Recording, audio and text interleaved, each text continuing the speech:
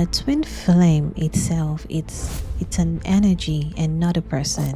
It's a spiritual entity known as a spirit spouse. You yourself open the door to these entities. Sometimes people might not be aware that they have a spirit spouse until they start to experience its manifestation in their life. While the dream version may not look like the person you meet in person, but you would recognize their energy. It's going to be the same energy that you experienced in that dream, but it's just temporary.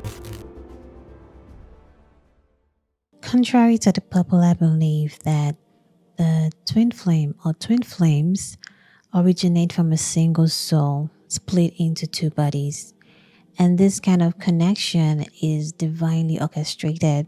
The reality is it's actually divinely orchestrated, but we need to discern what kind of divine is behind this kind of connection.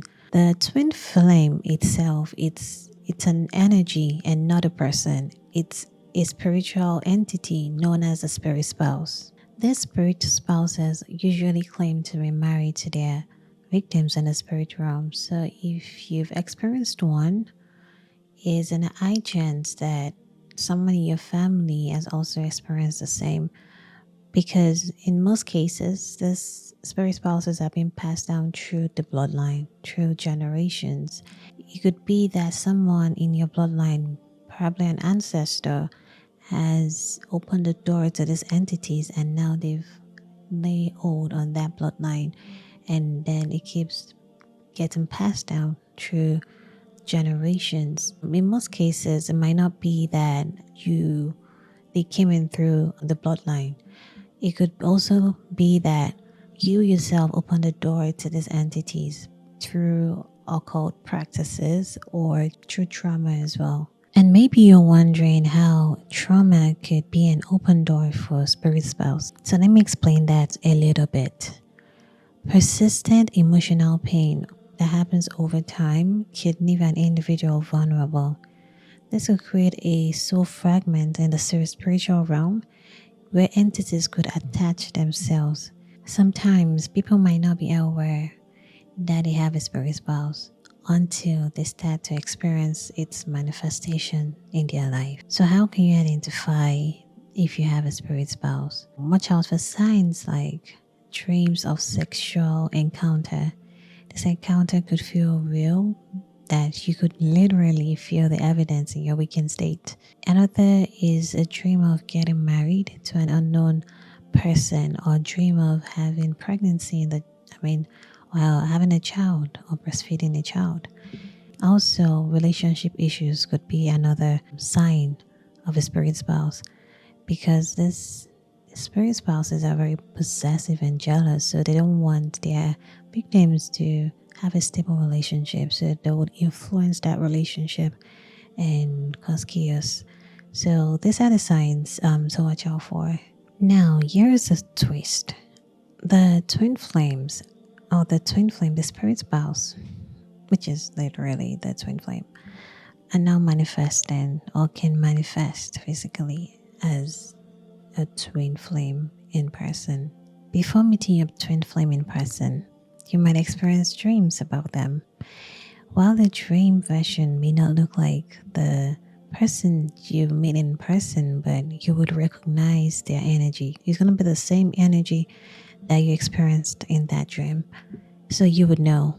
There's a magnetic attraction between these two individuals when they meet. Every touch feels electrifying. When you're with them, it feels like time doesn't exist. It just feels too good to be true. And the best way I can describe it is like the eyes of the eyes, like one you've never felt before. So you'll most likely fall so fast for this person.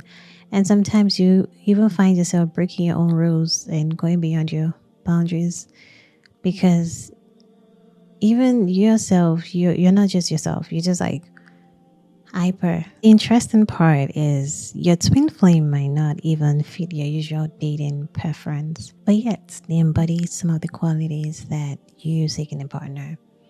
Whether you share the same values, sense of humor, aligned career goals, and similar thought process, name it. You could also experience some differences like different culture, different there could be an age gap or an age difference. But yeah, regardless of the differences, you still feel like very similar to them because you mirror each other and they feel so similar to you. And when you're with them, you feel like, oh, you found your perfect match because it just feels that way when you meet your twin flame in the first stage of the union. In the twin flame relationship, there are two distinct roles: the divine masculine, often known as the runner, and the divine feminine, known as the chaser. A notable aspect of this dynamic is the telepathic connection between the twin flames. If you've been on a twin flame journey, you might have experienced moments where you can finish each other's sentences, sense each other's thoughts, and even feel each other's emotions, whether you're physically present or not. The question then arises like, oh, how is this even possible? So let's explain that. To understand this, let's delve into how supernatural beings communicate with humans. They can communicate through thoughts, through whispers, and by influencing people around you. In the case of the twin flame telepathy, thoughts are placed in the minds of both counterparts by the spiritual entities connected to this relationship. And like I said in the initial part of this video, the twin flame or twin flames are not the same soul. They are not a single soul split into two bodies. In fact, these are two individuals who have been influenced to get together, who have been influenced by these supernatural forces to come together and form a soul tie. And this is when both souls becomes one, because a soul tie is what links you spiritually to a person, and this is the main goal of the union between twin flames. Once the soul tie has been formed, a separation phase is likely to occur because mission accomplished. It is important to note that you don't have to be physically intimate with someone to form a soul tie. A soul tie can be formed emotionally as well, and it can also be formed spiritually. So, once the soul tie has been formed, or once it gives the spirit spouse and this entity's legal right to the victim, which is usually the chaser in this connection. Because, as you know, this is all orchestrated. So one person has been influenced or turned off, and while the other one is being left hanging.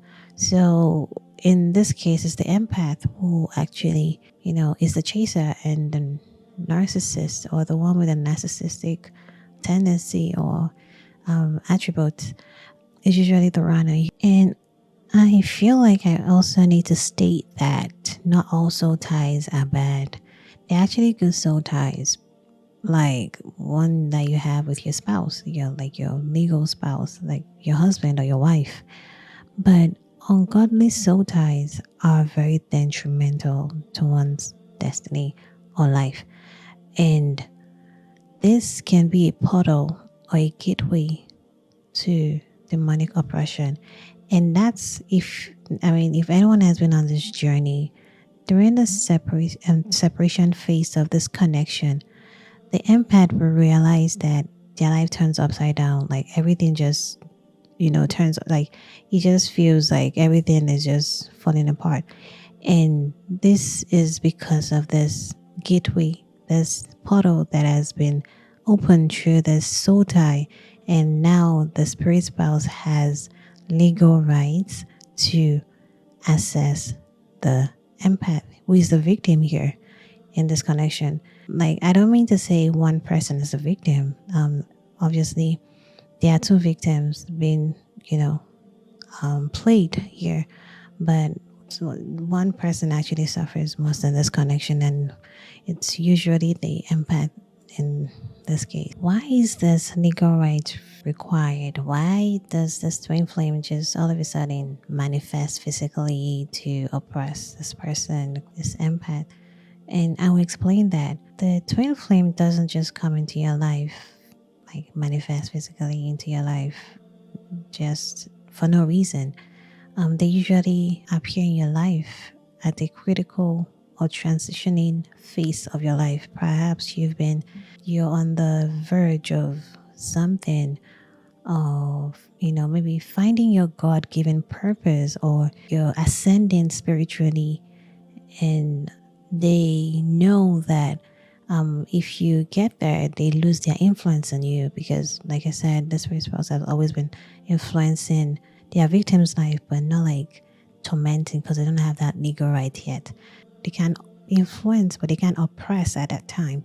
Only influence. So this legal right gives them the right to actually oppress their victims and stop them from ascending, from getting to their God-given purpose, or to that point where they feel they won't have that influence over them. So because they know that when like getting total deliverance, when their victim gets this total deliverance from them, they lose their power and they lose this covenant they have with them. And once that person breaks free, he also breaks that curse on that bloodline, so it doesn't pass to the next generation. So it's like that. It's the agenda. So to do this, they siphon the empath's energy. Well, let's talk about the energy siphoning happening here. This is to siphon your soul energy, the life force, your essence. And let me explain this deeply. Imagine you're having a strawberry, the sweetness you taste, the essence of that strawberry, the sweetness, that's the life force of that fruit. And that's the same as humans. Imagine eating the strawberry and it doesn't have that taste. So your life force, your star, your essence is what makes you, is what makes your life meaningful. This has been trained. The thing is, your body tells you, you know it, because this can manifest as pain, this hard pull, and this pull could happen anywhere. It could happen in your heart, wherever. You just feel that pain. You feel drained for no reason. You feel sick for no reason. Perhaps the doctor are not even sure what to do with you because they don't know what's going on, or maybe they do, but yeah, it's just you're healthy before, and now you're all of a sudden you're having these health issues. You're having this confusion, this brain fog, like you can't think. You're having this obsessive thoughts about this person. And the reason for this obsessive thought is this is needed to continue that process. The more you think about this person who is your twin flame, the more the siphoning continues. And I'll explain that in depth later in this video. The symptoms of this energy siphoning, you can manifest as, this physical pain, this heart pull sensation, sometimes negative thinking. Some start to have suicidal thoughts. Like it just makes you feel like your life doesn't have meaning anymore. It's like you're confused. You don't even know what to do with yourself. You don't even know. Maybe you're someone we used to know, like you just know, you could tell, this is something I want to do in the future. This is something, you just feel like you're in darkness and you have no direction, you have no path. You're just blocked. Like it's like a psychological prison. And all of this is because your essence, your life force has been siphoned. And this continues as long as this obsessive thinking about your twin flame. It doesn't even have to be obsessive, but it gets to that point where it becomes obsessive. But the more you think about them, the more this continues. And that's why if you want to manifest your twin flame back to your life, if you literally want them to reach out to you, you take that attention away from them. They would feel it. They would know, and they'll be influenced to reach out to you. And this is not because they want to be with you, because this is not real. All of this is not real. It's just orchestrated. You both are victims of these spiritual forces using your energy. And the more emotional chaos they create, the more energy they generate from it. It's all negative energy they want. And The moment you take this attention away from your twin flame, from this twin flame handler, because it's not your twin flame. That person you see, that person that you call your twin flame, is just a person under the control of an entity. So none of that is real. It's all planned. It's all orchestrated by forces unknown to you, forces that you can't see, forces that are not of God, because God does not orchestrate this kind of connections. I need to emphasize on that. The moment you take away the attention from them, they would reach out to you. And it's not just, oh, I'm going to take my attention from them because I want them to reach out to me. No, you take your attention away from them and you decide and you're determined to move on and you mean it and you're actually moving on. Your twin flame will reach out to you. That's the best way to manifest them, to get them back in your life. And this is not because they actually want to come back into your life. Of course, they'll come back. They'll hoover you back for as long as they want, but there will always be another separation phase. And this will continue to go on, off and on, push and pull. And this continues because this connection is not designed for harmonious union, which is usually the bait, the thought that, oh yeah, you're going through all this suffering. At the end of the day, it's going to pay off because you're going to end up in an harmonious union with your twin flame. When in reality, it's just a weaponized love. It's just to keep you stuck. It's just to keep you stuck from moving on. And now you're being siphoned. Like, think about it. When they hoover you back, this is just to get you back, into that cage, into that mental prison, and to continue that siphoning process. So it's always going to continue like that. And then they would say in the twin flame teachings that it's because of the intensity of this relationship. That's why they can't be together, or it's very hard to achieve harmonious union. No, the truth is it's never designed for harmonious union. It's just there to keep you, in that loop. Let me explain that. While you're going through all of this symptoms, it has been tagged under the disguise of twin flame separation sickness or the dark night of the soul. But as long as you're in this twin flame connection, I don't think the dark night of the soul is ever going to end until you decide to pull yourself out of this mess. That's when you're going to get yourself out of that dark night of the soul. So yeah, I think that's worth mentioning. And I'd like to mention that the twin flame is meant to bring you closer to God. Like, that's the usual saying. But the truth is, how do you serve two masters? Because the twin flame is definitely not of God. And I know you might think that you're actually getting closer to God, but still practicing on this new teaching, I don't think you can actually say it brings you closer to God. Actually, I thought it brought me closer to God. I thought that I was actually getting closer to God.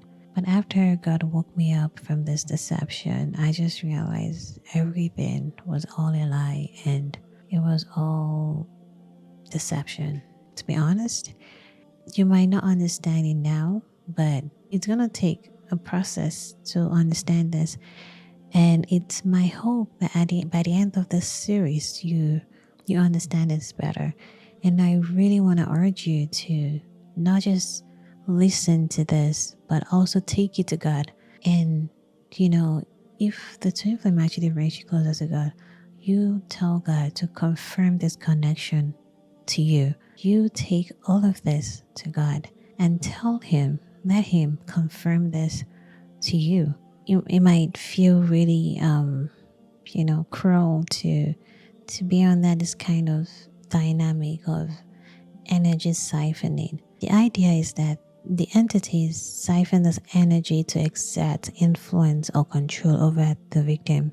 By draining their energy, they could potentially manipulate emotions, thoughts, and behavior. So this is all control. When you find yourself in this connection, you just want to do anything, like literally anything, because it's one of the most painful experiences anyone could ever go through. I can't describe the pain that you experience during this twin flame separation phase. It's so tough. And I don't know where you get that strength from, but when they tell you to do something like, oh, you need to do the healing, you need to do the inner child healing, you need to tarot readings daily. Literally, you'll be subscribed to these tarot readings every day because you want to know what's going on with this other person, with your divine counterpart. Because you feel helpless. She's like you're just not yourself. Like you're constantly thinking about them, like obsessively. It's like you can't stop thinking about them. You can't function. It's like everything just doesn't make sense. You just like you're literally confused. And this is because of the energy siphoning and the influence under this, this door that you've opened for this demonic torment. And in that phase of not knowing what to do and feeling helpless, you begin to dive into the new age practices. You begin to do things that you never thought about, that you never thought you could do, and indulge yourself in some of this new age practices. And this is where the influence and control, this is how they stray you from God, and you start diving into the occult. And this is because of the pain of this connection. Like if someone tells you, oh, you need to do this to feel better. Yes, and even despite all of the energy clearing, healing, and all of that, they could provide temporary relief, yes, but it's just temporary. You just find yourself back in the same loop of pain, and it's a very tough journey to embark on, and it's not for the faint-hearted. It requires your mental, physical, emotional strength, and and people often think that there's always that happy ending of being with your one true love, being with your God ordained partner. Is the way they paint this connection, and it just feels like, oh, even a soulmate cannot even withstand a twin flame, because being with your soulmate would be like settling, because your twin flame is your ultimate lover. So that's how they tell you things like, oh, you need to ascend to help your divine masculine ascend, because the more you heal and you ascend, you're healing your divine counterpart. But in truth, they are not even healing. They are using your energy, and they're having the best time of their lives, and probably with someone else. And you're here healing and being led astray. And it's my goal and my desire to help you realize what's really going on and to wake you up. It's not my decision. It's not I'm not trying to influence your decision on this. I'm just trying to spread awareness. And it's looking at everything and understanding the whole picture of this connection. I think with knowing everything that I know now, I don't like it. It takes a lot of courage to sit here and express and explain this to you. It's my hope that it actually helps, because I've heard or read about people that have been on this journey for 5 years, for 10 years, and it's just like, no, I just have to speak up, and I have to share this knowledge with you, and it's left to you to decide what you want to do with that awareness, with that knowledge, with that information. So yeah, the energy siphoning is to exert that control and influence and manipulate the individual, so they don't move on to that place where they don't have that influence on their victims anymore. So it's just to keep them in that loop and keep them under that influence and their control, and to prevent them from breaking that generational curse. And this is the first of this series, because I'm going to be explaining literally all the questions that I had when I was going through this journey. It's my hope that it helps you bring clarity to the confusion, or it helps you understand this connection from a different point of view.